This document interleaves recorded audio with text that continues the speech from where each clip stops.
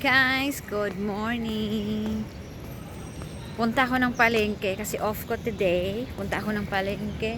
Tingnan ko kung may mabili ako doon. Punta akong palengke. Pupuntang palengke. Hindi ko na. 11.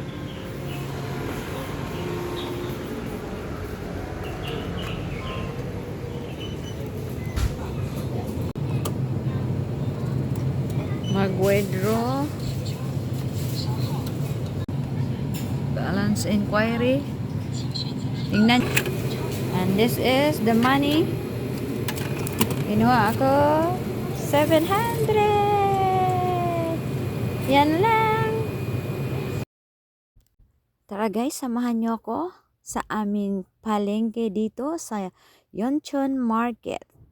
Meron kami talagang palengke na mas malapit sa amin dito sa place, sa working place namin. But, mas pinili ko munang dito mamalingki sa walking distance na market sa amin kasi mas mura ito dito, especially sa mga gulay at mga isda. Nakikita nyo guys, mga naglilinis, malinis dito ang kanilang palengke. Tingnan nyo, ang linis-linis. Ayan guys, ayan, tingnan nyo bawat side, binibidyo ko. Yan, maraming prutas silang tinda. Ayan, maraming gulay. Mas mura dito kaysa doon sa malapit sa market namin. Ayan yung isda.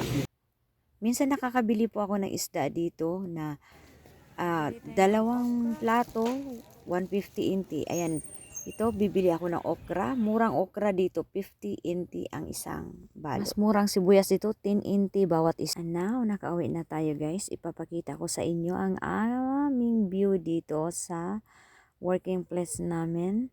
Ayan, kung gaano kaganda. Maganda ang araw ngayon, mainit na malamig. Ayan, tingnan natin ang ulap, pababa. Ayan, di ba? Ang ganda. Hi guys, nakauwi na pala ako. Ito yung nabili ko. Una, ang itlog. Ang itlog, nabili ko sa halagang 80 NT.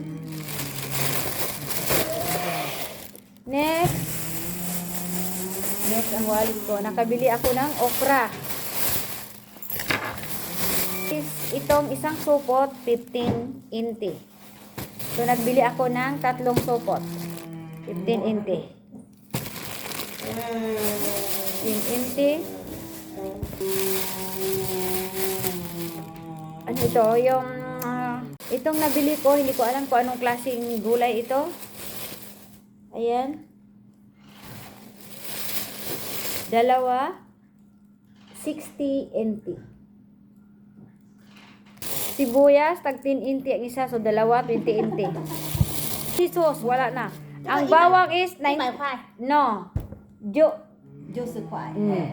inti. Hanggang lang ako. Sukway pala yun. Yan, 90 inti.